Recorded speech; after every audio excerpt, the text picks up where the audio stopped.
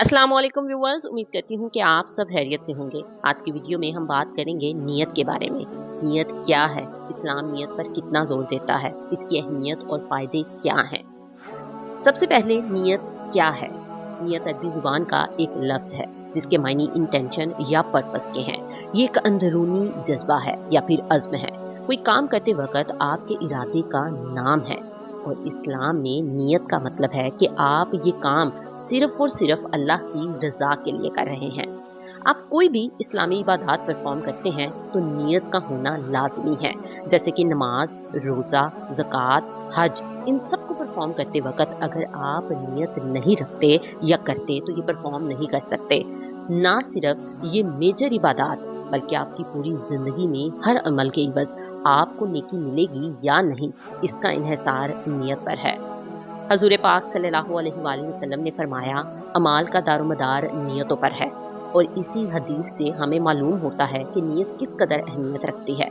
हमें लगता है कि सिर्फ नमाज शुरू करने से पहले नियत करना अहमियत रखता है या फिर रोज़ा रखने से पहले इसकी नियत करना ज़रूरी है। लेकिन आज की वीडियो का मकसद आप सबको ये समझाना है कि नियत सिर्फ इन इबादत में ज़रूरी नहीं बल्कि हमारे हर अमल, हर काम में ज़रूरी है। नियत एक ऐसी अहम चीज़ है जो हमें जहन्नुम से जन्नत या जन्नत से जहन्नुम में ले जाएगी।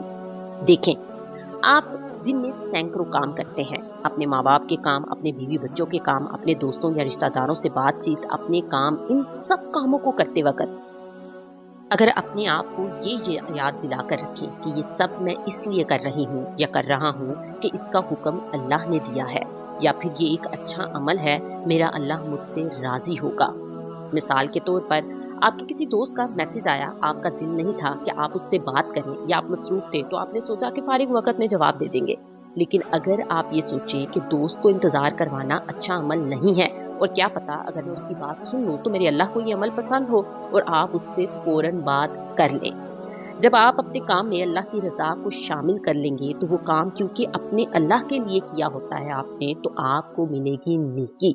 और हर काम में नियत शामिल हो जाए तो मतलब कई हजारों नेकियां हर रोज की।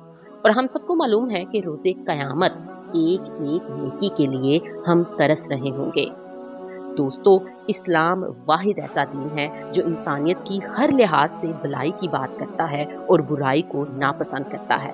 अब अगर आप हर काम में अल्लाह की रज़ा को मद्देनजर रखना शुरू करते तो आप अच्छे अमल की तरफ रागिब और बुरे अमल से दूर होना शुरू हो जाएंगे और मुआशरे में अच्छाई ही अच्छाई होगी।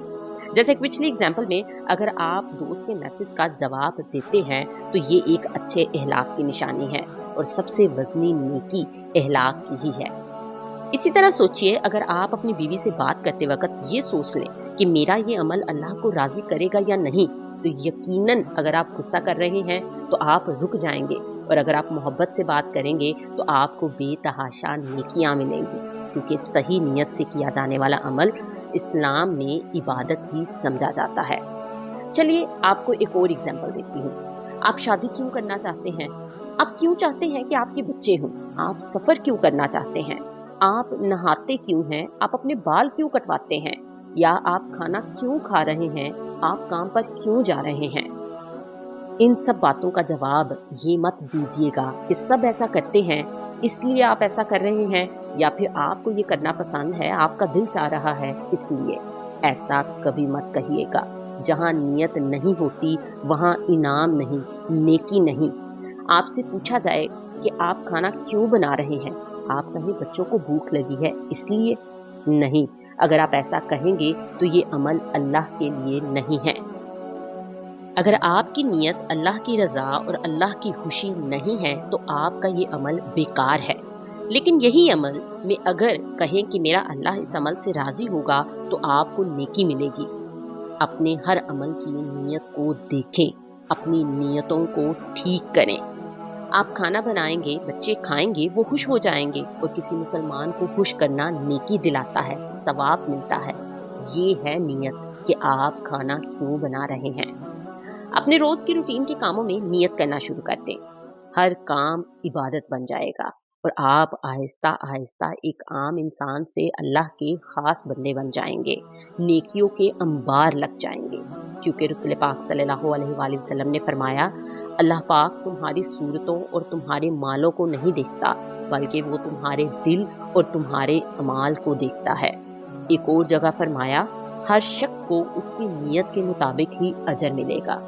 تو پیارے دوستو، نیت کو عام نہ سمجھو، یہ ہماری عبادت میں ایک اہم کردار ادا کرتی ہے۔